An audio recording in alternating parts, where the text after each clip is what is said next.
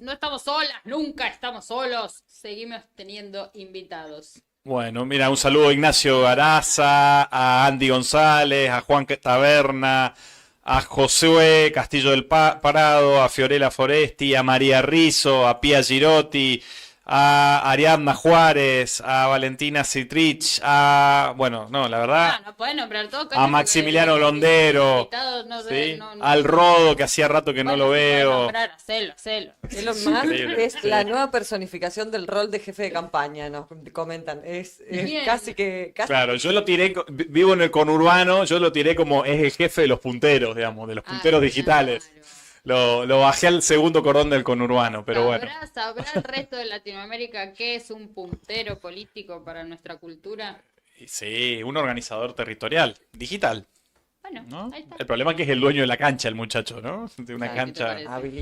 Habilita. Tremendo De 200 fierros tienen los millones, muchachos. ¿no? Sí, tal Por cual. un lado Elon, por el otro Bill. La verdad que... Elon, Bill y Google, ¿no? Google silencioso, calladito, pero su motor de búsqueda, es cierto, inclina también la cancha para el lado globalista, el lado demócrata, ¿no? Ahí está Bill. Bueno, por eso. Entonces se tiran con de todo. Ya estamos. Esta guerra Cu- tiene grandes jugadores. Cuando digan, continuamos. Dale nomás, Betty. Sí, vamos. Bueno, vamos con Bueno. otra invitada que está esperando ahí detrás de cámara hace un rato y bueno, es muy especial su participación porque ella está en territorio. Está ahí en el calor de esta elección, así que es muy interesante que hoy nos esté acompañando, que haya podido tener un minuto de su tiempo para destinarla acá a Nodal. Y bueno, ya sin más preámbulos, le damos la bienvenida a Zoe Alexandra. Ella está residiendo en Nueva York, si no nos confundimos, si es la información que tenemos. Así que bienvenida, Zoe, ¿cómo estás?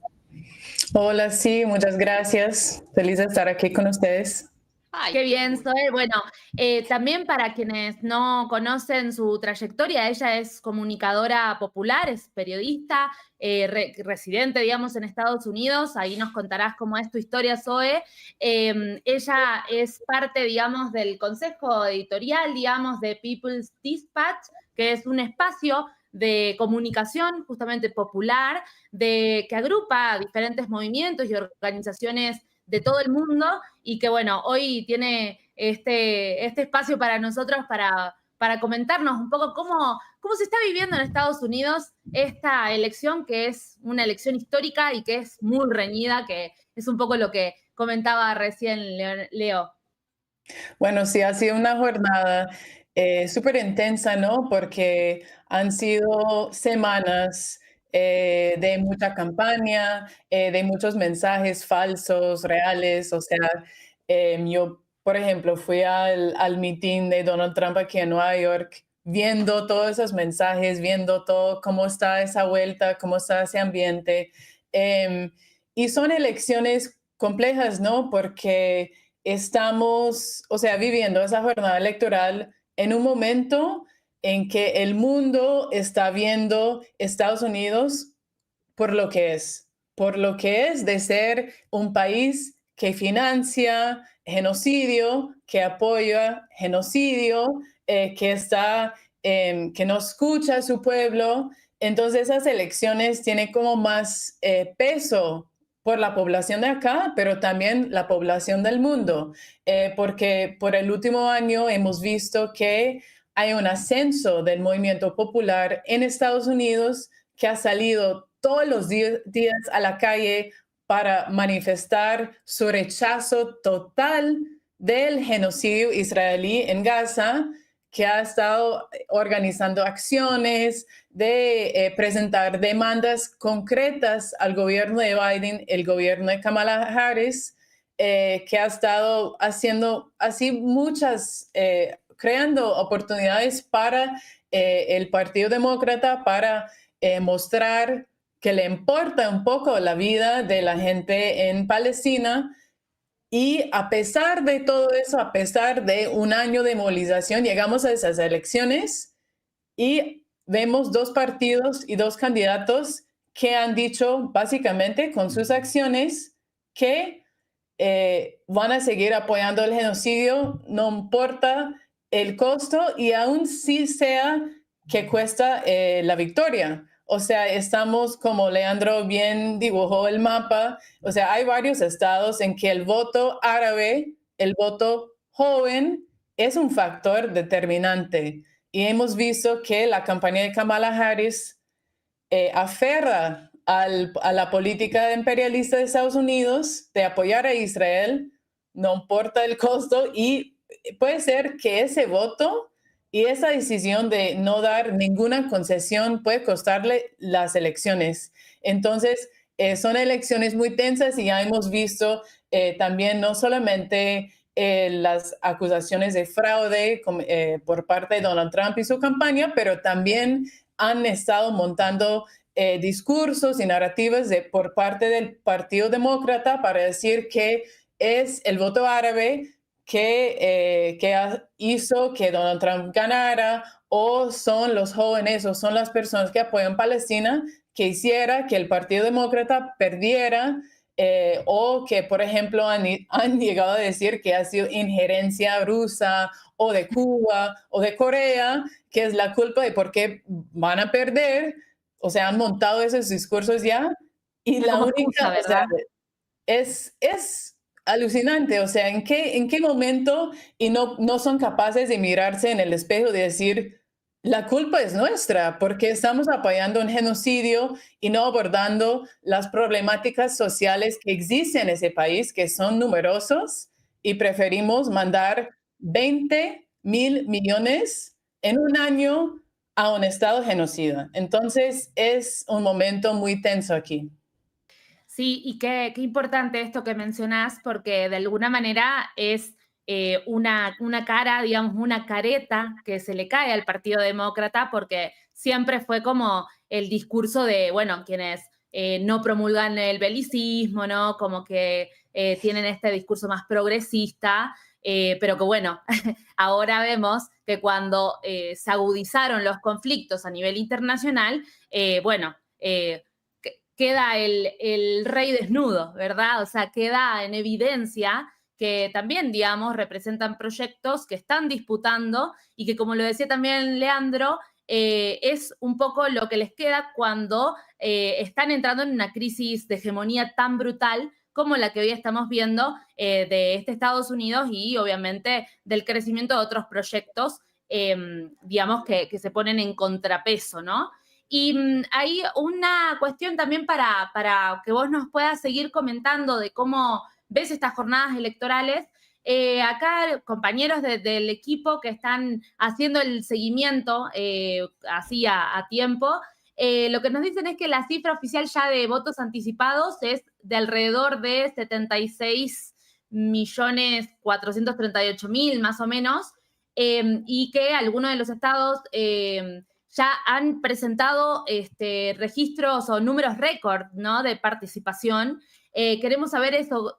También nos dicen que en el caso de Carolina del Norte, ya las autoridades están reportando alrededor de un 57% de los 7,8 millones de votantes registrados en ese estado, que es Carolina del Norte, y que, bueno, alrededor ya se emitieron, digamos, votos por correo y en persona de alrededor de 4.453.000 aproximadamente votos.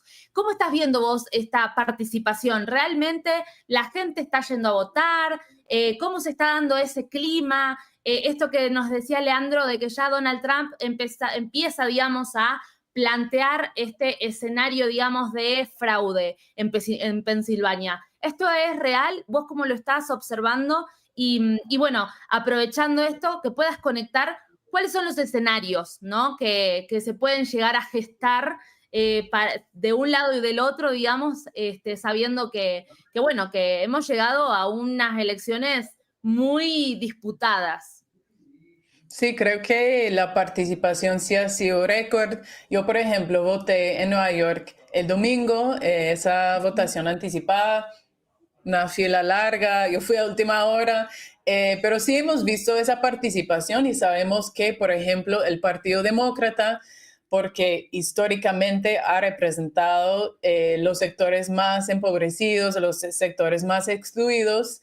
Ha sido su estrategia de campaña de movilizar el voto, de hacer que la gente registre y que vaya a votar. Eso ha sido la estrategia siempre de los demócratas, y ese año hemos visto cómo el Partido Republicano también ha adoptado esa estrategia. O sea, por ejemplo, es chistoso, es gracioso, o sea, para decirlo así, porque realmente es trágico que Donald Trump ahora dice que hay fraude en Pensilvania, cuando él junto a Elon Musk montaron un esquema para pagar personas básicamente para votar para Donald Trump. O sea, si tú inscribes en... Eso es legítimo, ¿verdad? En Estados Unidos, ¿se puede hacer?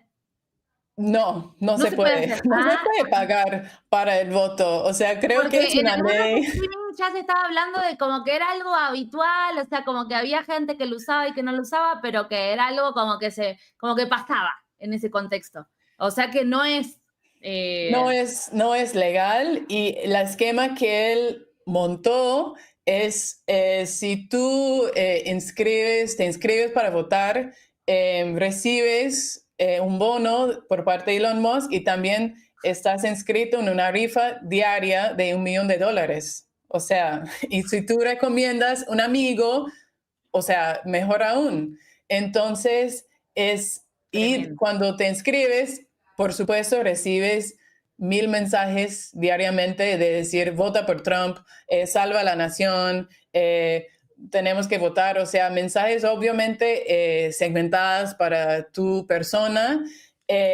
Claro, ¿cómo es legal que Elon Musk está regalando $1 millón todos los días a los votantes de Pensilvania, y ahora tiene cómo decir que hay un fraude en Pensilvania? Obviamente, como hemos visto en países de América Latina, el discurso de fraude no es algo que se cocina, que se construye el día de las elecciones.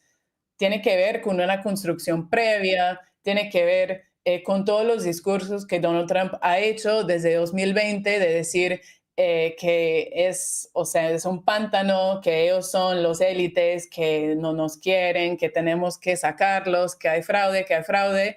O sea, está construyendo desde hace 4 años. Su base está más que convencido, y nada más está esperando para la mínima cosa para decir, mira, les dije que había fraude, les dije que iban a robar las elecciones. Exacto. Y lo va a hacer, así como lo han hecho en otros países, en otros momentos, como hemos visto en América Latina muchas veces. Me recuerdo mucho de Brasil 2022, y podemos ver, escenarios posibles. Kamala, si gana con mucha diferencia, también puede decir que robaron las elecciones. Si gana con poca diferencia, hay más chance para movilizar y decir, mira, el margen, que no sé qué. Y el otro escenario es que gane Trump, y es poco probable que los demócratas cuestionan los resultados, porque para ellos preservar esa base de democracia burgués y no intervenir en lo que es la transición del poder es algo importante. Entonces, creo que lo que sea, si Kamala gane, podemos ver una respuesta por parte de la campaña de Donald Trump. Ojalá no sea por esa base militarizada, como mencionó Leandro, pero sí es un escenario en que muchas personas se están preparando para ver cómo ellos pueden reaccionar. Zoe, qué gusto. Aquí Sol Martínez, Elisa también desde Buenos Aires. Y te quería preguntar lo último para dejarte ir, pero valorando muchísimo lo que nos venís compartiendo en términos de análisis, de reflexión. Mencionabas que el Partido Demócrata, y podríamos decir la política en general norteamericana, no se hace mucho cargo de sus acciones, de su política exterior, de las consecuencias que ello tiene. Y que tal vez debería empezar a preguntarse más por cuáles son las necesidades del pueblo estadounidense. A nosotros nos importan mucho los pueblos en Nodal, en los medios que compartimos esta transmisión colaborativa. Y bueno, ¿cuáles crees que son al menos las principales problemáticas que atraviesan a ese pueblo trabajador que muchísimas veces está tan lejos de su gobierno?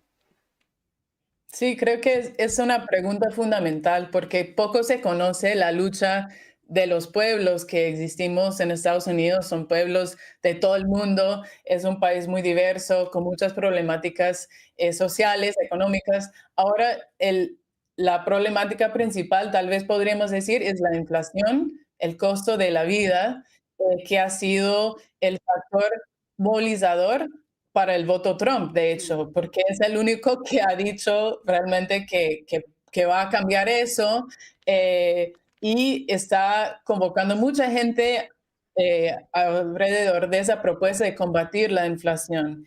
Eso es un tema principal que reúne todos los sectores de la población, así sea blanca, negra, latina, asiática, o sea, todas las personas están sufriendo o sea, el aumento del costo de vida, la vivienda, la comida, o sea, hemos visto en un aumento de 25% de la comida desde 2020. Yo sé que para Argentina no es mucho, pero para un Pero país es un como Estados montón. Unidos, Sí.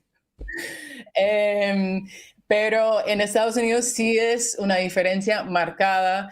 Por ejemplo, los precios de la vivienda son imposibles y por los últimos 50 años, realmente desde décadas 70 en Estados Unidos, no ha habido un aumento real de los salarios de la clase trabajadora. O sea, no hemos tenido un aumento más allá de la inflación de los salarios y así todos los precios han aumentado a un ritmo mucho más acelerado. Entonces, para pagar la casa, la comida, para llegar al fin de mes, aproximadamente la mitad de la población en Estados Unidos tiene dificultades para llegar al fin de mes. O sea, estamos hablando de más de 150 millones de personas que tienen dificultades económicas.